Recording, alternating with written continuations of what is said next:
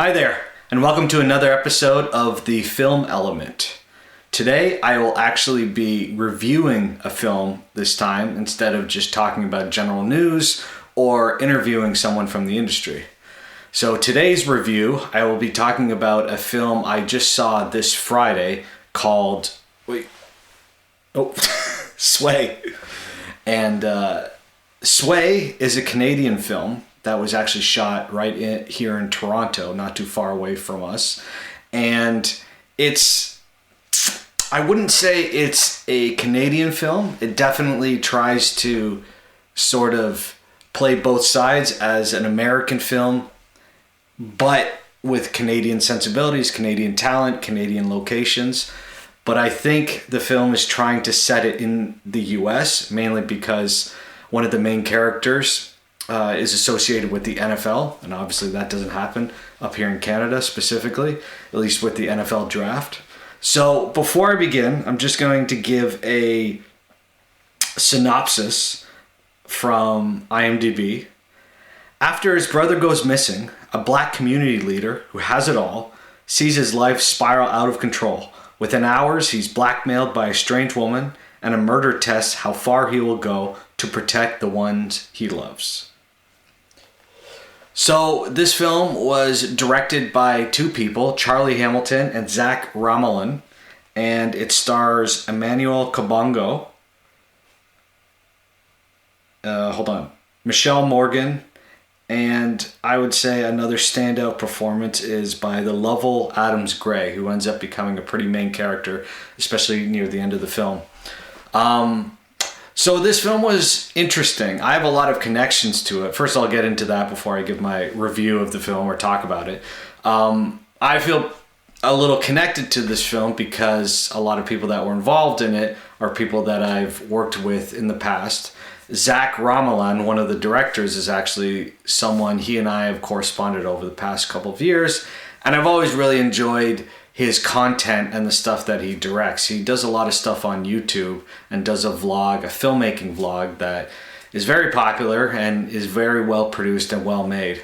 Charlie, I'm unfortunately not as familiar with, but I feel like he and I have crossed paths, just missed each other at different events over the past decade or so. So I know that he's also been a prominent feature in the Toronto film industry. And then the person that I'm probably most connected to on this film is the executive producer and cinematographer, which is Chris Moresby. Now, if you've listened to or watched this podcast before, you know that I've mentioned Chris before as a great cinematographer that I've had the pleasure of working with on, I would say, 3 of my projects and about 4 or 5 overall. I met Chris, I actually never even officially met him until a couple of years ago, but I would say about 2018, he hired me, I think from a Facebook post, to edit a Nigerian Canadian co-production that was called Clash, and I was brought in after the film had already been filmed, but he recommended me to the director and star of the production, Pascal Atuma.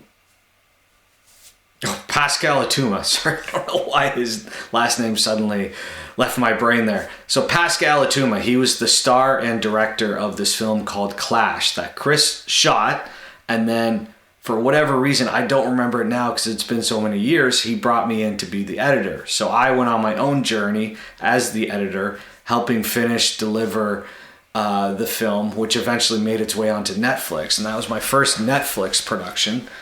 And it did very well there. And then he and I actually came back together with basically the same situation. We did another Nigerian film a few years ago. Pascal had hired me on to not only be the editor, but he wanted me to be the assistant director as well. And Pascal was directing again and starring in it, but he just wanted someone that he felt knew his way around directing a scene, holding a production together. So that gave Chris and I an opportunity, because we had actually never met until that point several years later, and Chris and I started working together on this film, which is called Imported Wives. I don't know where that one's going to end up. I'm not sure if it's going to be on Netflix yet, but it had its premiere in Africa and I think did very well over there in cinemas, and maybe it's on some streaming sites there. I'm not quite sure. That one was a little more recently, about a couple years old. And so anyway, Chris and I worked on that film together pretty closely because Pascal was in so many scenes, so he would rely on me specifically to sort of guide him and keep everything moving. So I would collaborate a lot with Chris, and Chris was very generous, and he and I would go back and forth on how to figure out scenes. So we discovered pretty quickly that we had a very good working relationship. And not only that, we were going through this pretty intense production together. So I think it just bonded us naturally. I bonded with a lot of people on that production because it was so intense and there was so much to take care of. And there was so much on our shoulders. So, but it was a great learning experience, that one, Imported Wives. So anyway, why are you talking about that, Mike? Okay, I'll get back to what I was, where this all comes from. So Chris did a similar thing on this production of Sway. He was one of the executive producers and the cinematographer. So he brought his gear, he shot it, and when I saw it on Friday in the movie theater, so they had a premiere. They were actually able to get this film into 2 movie theaters, at least in the GTA. I don't know if they're going to expand it further across Canada. So they have it playing in Morningside in Scarborough, and then with movie theater that I'm more familiar with from my days of living downtown is Yonge-Dundas. So there's a Cineplex at the Yonge-Dundas Square, or Suncofa Square. I don't know. I don't remember what it's supposed to be called. But anyway, at that movie theater, they premiered Sway, and it had, I think, 4 screen times a day right now, and they said it would be going on for a week. So if you haven't had a chance to see it and you want to, and you're in the area and you want to check it out, I would definitely recommend looking up a time that works for you and going and checking it out. So let's talk about the movie. Now that we've talked about all the peripheral stuff that doesn't have anything to do with you, it just has to do with me and why I showed up. So essentially I went to go support the film, and I had seen trailer and footage. They had been talking about this film, Zach specifically, that's who I knew was connected to it, and he had been talking about this film for a couple of years. I believe they shot it in 2024, and now it was premiering here in 2026. And I think I don't want to talk too much about this in case this is information that they don't want out there, but this is also what they said. So, it wasn't told to me in private. I'm going off of what I saw on YouTube, specifically from Zach and other people. But the film was a very low budget, almost micro budget film that was self-financed. It didn't have a studio or any sort of telefilm or grant funding. Maybe it did afterwards, but from what I understand, at least at the beginning, they put their own money into it, which is admirable and, in my experience, very relatable, because that's unfortunately most of the times how I've operated. Everything I've done has been self-funded, wrapped around favors and, volunteer work from great people. A lot of people that I owe something to, or they owe me, or, we go back and forth. And that's the great thing sometimes about operating in the film industry, in your local film industry. So anyway, this was a micro budget, I guess you would say, thriller drama.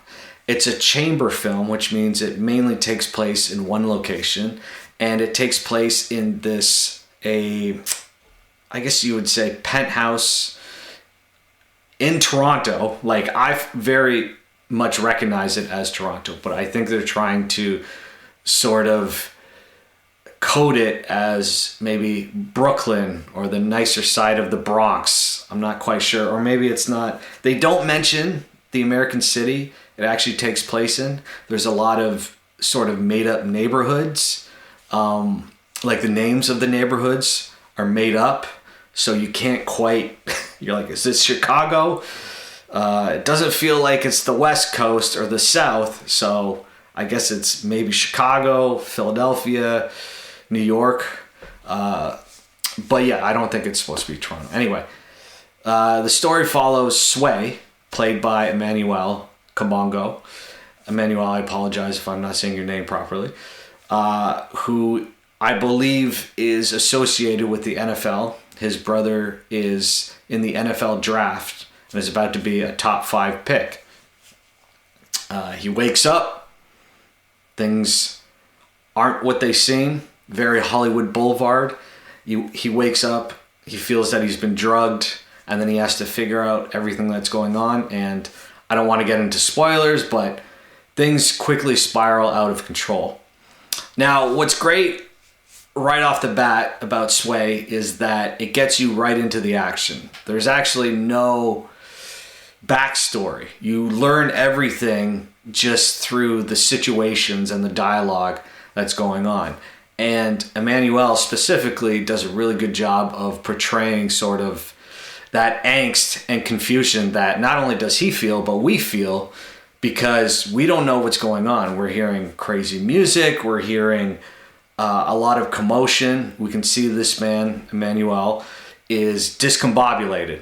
He's woken up. He's seemingly been drugged. He doesn't seem to understand what has happened. So he and the audience are piecing it together ourselves. Sort of like, The Hangover. But a lot more intense than that. And then one thing that sort of wraps the film around and sort of gives it gravity and centers it is this interview that his character is doing with an actress named Michelle Morgan. Unfortunately, I don't remember the character's name that she plays, but very quickly you see that Michelle Morgan is an incredible talent, and as soon as she starts talking, you pay attention. There's just something about her delivery and the way that she portrays this interviewer that's captivating. And I don't know how they found her. I don't know if she's a friend of the production or if they went through a very straightforward casting session, but she's obviously a revelation, and you can't really picture anyone being more perfect for that role. And through this interview, we get to know Emmanuel's character, Sway, but we also slowly understand that this interviewer is pushing him, and is pushing him on a level that doesn't really make sense for the quote-unquote magazine that you would think would want to do a profile on the brother of an NFL draftee, right? So things start to spiral a little bit, and Sway suddenly starts to find himself in trouble with people from the night before, his brother and his associates, and people he allegedly owes money to. Now, hopefully I'm not giving too much away. I think most of that is in the trailer, and I will have a spoiler section near the end because I want to talk about the third act specifically. But I think what's great about this film is that the dialogue is so sharp and it's so well performed. I would say very specifically during the interview sections. I don't know what it was, especially those earlier interview moments. So what happens is that they would do an interview, something would happen, Sway would get up, deal with it, then he would come back, try to continue the interview, and I think that happened about 3 or 4 times throughout the film. And then obviously it builds up to a big moment that, clearly makes sense in the third act and part of the climax.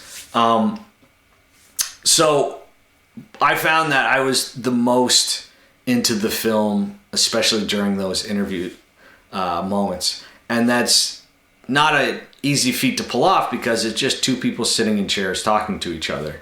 And that can get a little tough after a while, but I think if it's written as smartly as most of this film was, it can sort of keep you captivated. And on top of that, you have these 2 really great actors pushing and pulling, and especially Emmanuel Sway is looking at his interviewer And we're not quite sure if he believes her or if he trusts her. And I think the way that builds up gets more and more interesting as the film goes along. On top of that, there's a lot of really great... It reminded me of the film Phone Booth, which I might be dating myself now. I think that came out in like 2002 or 3, or maybe even earlier than that, where the whole thing takes place in a phone booth with Colin Farrell.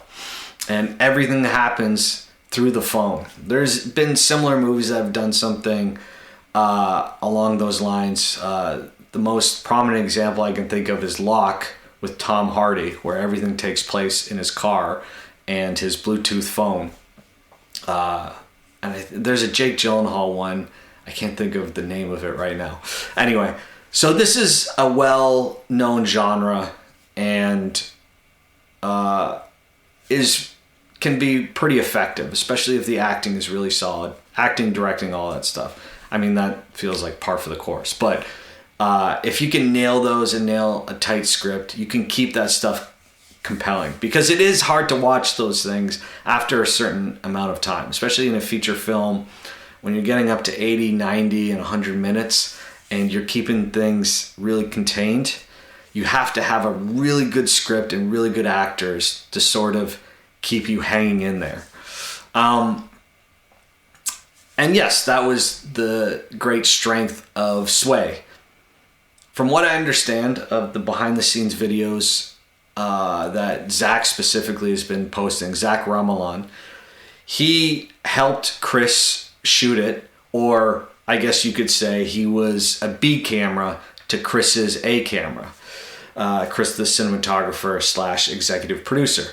So from what I understand, Zach used a different camera, I believe the FX3. He might, I should have looked that up, which camera he used.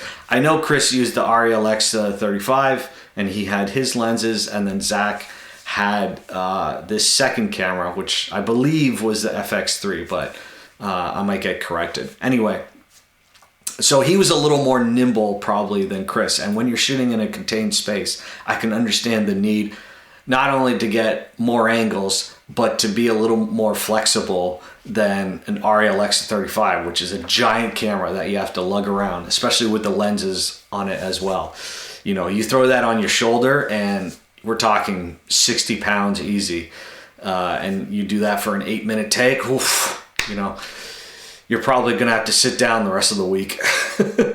So Zach shot with this other camera and he had a stabilizer. I'm not sure exactly which stabilizer he used, but he got some really great angles and definitely switched up, you know, conventional shots that most people would probably use in a film like this. And I'm sure, from what I understand of what they said during the Q&A on Friday, they only had about 7 days to shoot this, which is just an insane amount of work for a 90-minute plus feature.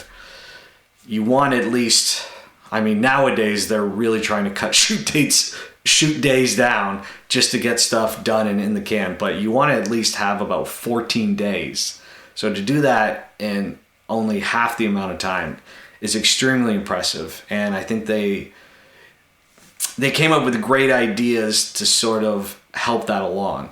Like I was talking about with Zach's camera, it offered another angle so that, you know, fortunately you have two cameras shooting one scene, and then you don't have to shoot that scene ideally twice as long.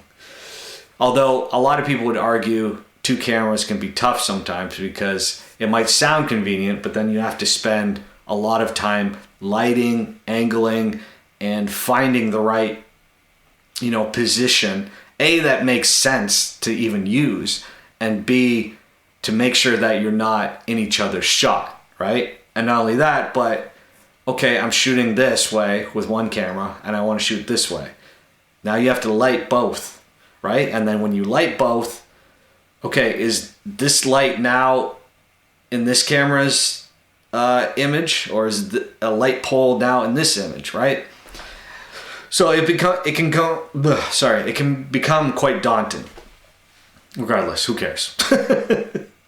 They obviously knew what they were doing, and the film looked spectacular because of that.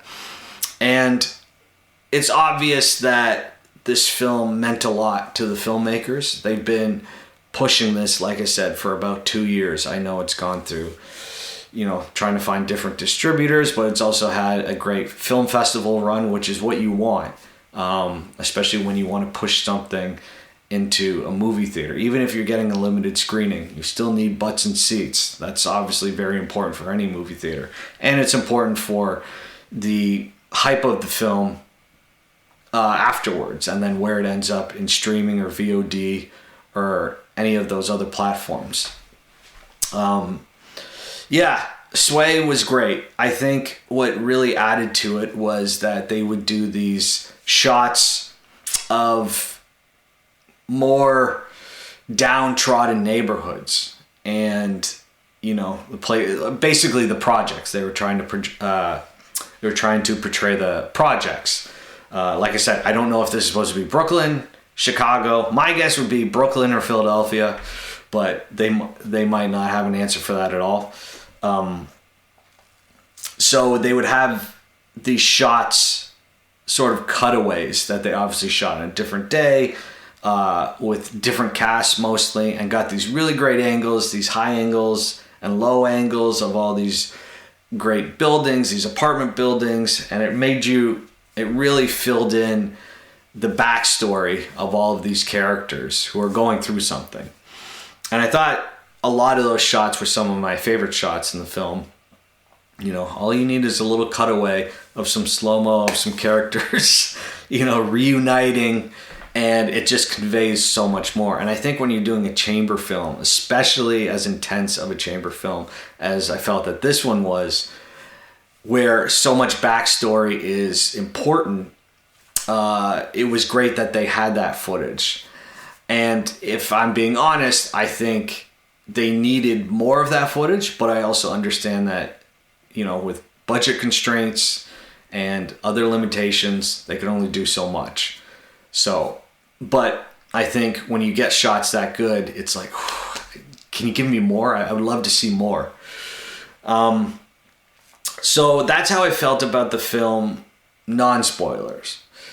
I think I'm going to speak in spoilers. So if for some reason you feel the Venn diagram of someone who's listening to me but hasn't seen Sway, but is listening to this review, but doesn't want the ending to be spoiled, if you somehow fall into that, then I guess turn this off, because I'm about to spoil the end of Sway.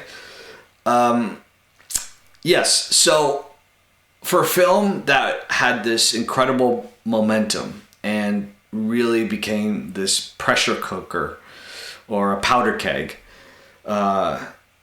mainly anchored by Emmanuel's really intense performance.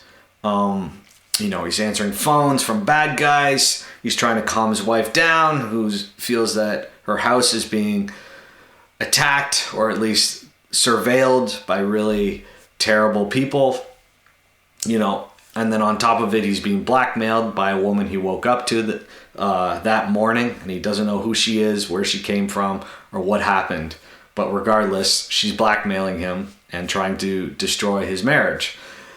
And on top of that, he's trying to manage this interview with this woman, again played by Michelle Morgan, who's also testing and pushing him and trying to get him to sort of get in a gotcha moment and really pull at the strings of his past, and sort of trying to undo all the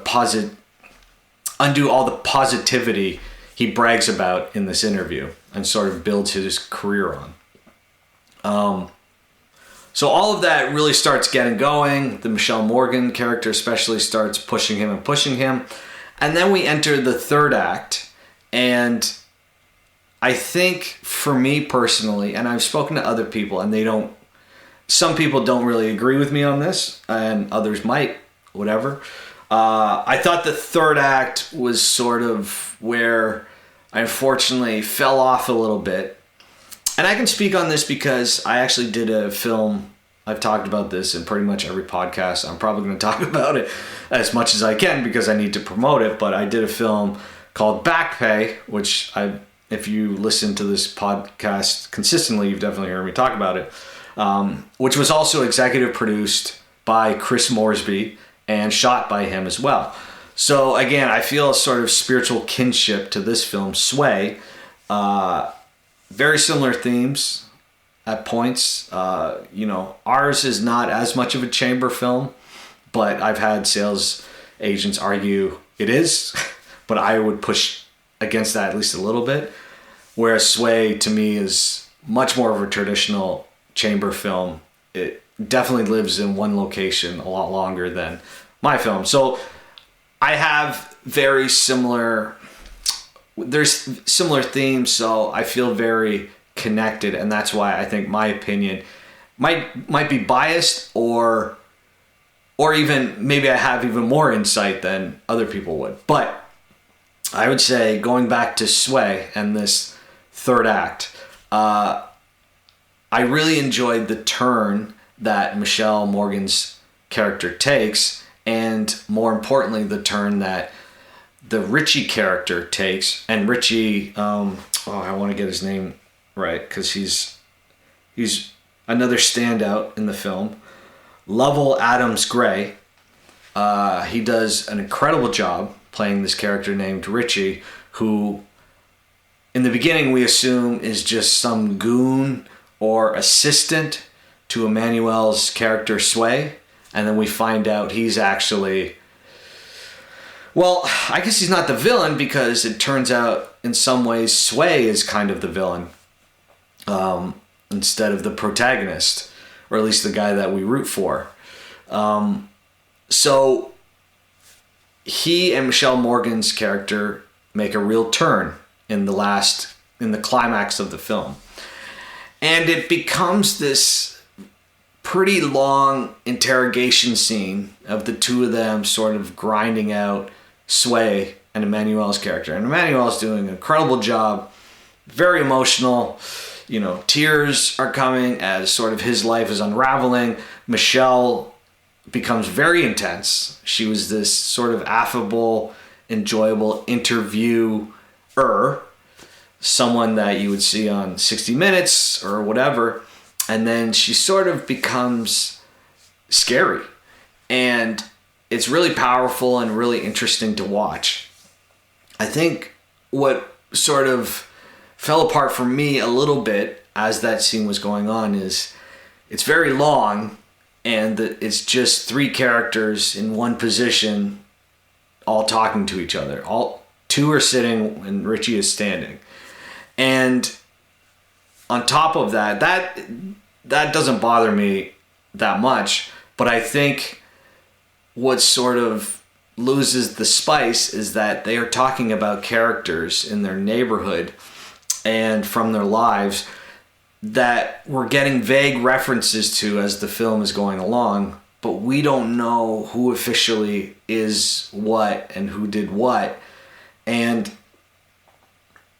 when you don't have like a visual connection, at least enough to these characters, they get mentioned and mentioned and mentioned, and then I'm like, am I supposed to have an emotional connection to this guy that they keep mentioning over and over again? Because I don't know who he is. And they show some quick flashbacks of the night in question. Obviously there's a night in question where someone is murdered and then someone else is murdered to sort of cover up because they believe they saw something.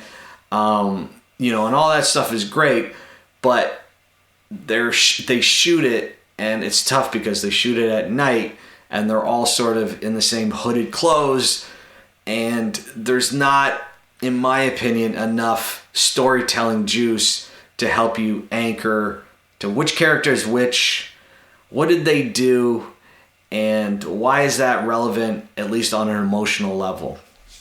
Again, I feel that I've talked to at least one or two other people and asked if they had a similar reaction, and at least one of them said no, but maybe I didn't go that in depth with them about it. But overall, I think despite that and sort of the third act, letting me down a little bit, I think what this team was able to put together was really well done. The editing was incredible. The acting was great. A lot of the writing and the dialogue was pretty sharp, which is what you want. And it kept up a really nice pace. You know, I want to give an extra shout out to the composer, Michelle Osis, who is somebody I've worked with before, and so I know how good she is. And I thought that the score did a really good job at sort of keeping up that intensity and that pace. Because a lot of films, especially at this budget, you just never know what you're going to get with the music. And a lot of people can fall down on that. They don't know. They keep it too flat for too long. They don't know how to pitch and peak and rise and, you know, really play with the moments. But I thought Sway did an incredible job at sort of hitting the emotional beats with the music and not just, you know, throwing something down, some sort of ambient bed that would just last the whole scene that, you know, would sort of regulate your emotions and not really get you in or out of the scene. Which to me, I believe that is important. You don't always need music, but if you're going to use it, it has to be done properly and you have to go over it with a fine-tooth comb. And I thought the filmmakers of Sway did an incredible job doing that. And I think Sway is an important moment for Canadian film because especially these days with, you know, threats of tariffs or whatever it even means, you know, and not only that, but tough economic times. Are people buying features? Are they buying Canadian content? Who knows? Is there a market for it? Can we compete? Can we compete on the world stage? I think when you see stuff like this, it gives you more confidence because, as they say, they spent a lot less money than almost any production would spend. I don't know what the exact number ends up being. They say $30,000. I think that's impossible. And I'm sure maybe one of them would hear that and argue with me. But maybe $30,000 for the production, or maybe not. Who knows? But that's good. That's what you want. You want people to say that's impossible. You must have spent more. You don't want people to hear your number and go, "Really? You spent that much?" You know, you don't want that response. So I think it's really important that they're able to spend that kind of money. Even, I'm sure a lot of favors are being called in and some people are volunteering time because it obviously was a big production. According to the behind the scenes, there's a lot of people working on that thing. So they had to feed and transport and take care of everyone that worked there, that was on that set. So I think it's important that they are able to pull off something of this high quality for that budget. I think that sends a message out there that Canadian filmmakers especially can compete on that level at that small of a budget. I've maintained for a long time that despite what the US believes about itself, I consider Toronto, I don't know Vancouver's film industry network nearly as well, but I always maintain and argue that Toronto is probably one of the best cities in the world for filmmaking. You have the resources, you have the city, and you have the talent. And there's a lot of talented filmmakers that live and work in Toronto and around Toronto. And it's not talked about nearly enough or recognized, in my opinion. But to me, they can compete with New York and LA. Can they surpass them? Probably not. But I think they're definitely in the conversation of top 3 in North America, I would argue, but certainly top 5 world. Maybe it's us, Hong Kong, Paris, maybe. And it's very anecdotal. I don't have any real evidence to back any of that up. But yeah, so I think it's really important that Sway was given this opportunity and that it's out there doing its thing. And I really hope that people check it out. If you can't check it out in a movie theater in Scarborough or at Yonge-Dundas, I hope that when it hits VOD and it hits streaming that you check it out, rate it, vote for it, you know, and then when it's on those platforms, put it in your watch list. I think stuff like this is really important to support. So yeah, that's my review of Sway. Congratulations to the team on their premiere. And that's all I got.